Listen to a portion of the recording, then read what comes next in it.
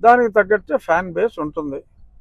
మరి అటువంటి fan base ఉన్న వ్యక్తి అక్కడికి వెళ్తున్నప్పుడు యాక్సిడెంట్ ఈజ్ అన్ యాక్సిడెంట్. అది అందుకే యాక్సిడెంట్ అంటారు దాన్ని. So incident is different, accident is different.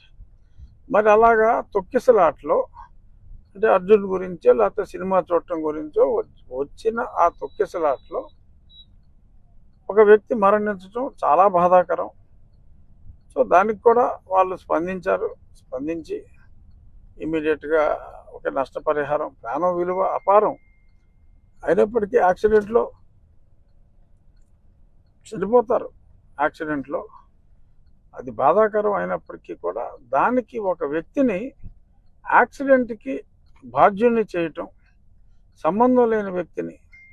ఎందుకంటే ఒక హీరో అతన్ని పిలిచినప్పుడు ఆ హీరో ఏదైనా నీకు పోలీస్ అప్రూవల్ ఉందా, పోలీసు వాళ్ళు పర్మిషన్ ఇచ్చారా? ప్రభుత్వం పర్మిషన్ ఇచ్చిన షో అది. 1000 రూపాయలు కలెక్ట్ చేసుకోండి, షో వేసుకోండి అని చెప్పి ప్రభుత్వం ఇచ్చిన వెసులుబాటు. సో ఈ పర్మిషన్ కూడా ఉంటుంది అని అర్జునే కాదు ఎవరైనా అనుకుంటారు అక్కడికి వెళ్ళేటప్పుడు.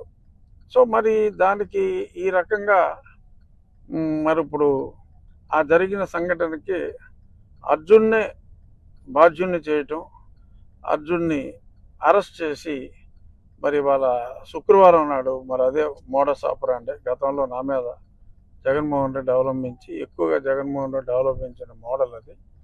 మరి యాదృచ్ఛికంగా జరిగిందా, శుక్రవారం కావాలనే జరిగిందా? ఏదేమైనా అల్లు అర్జున్ అతన్ని అరెస్ట్ చేయటం అనేది అత్యంత బాధాకరం.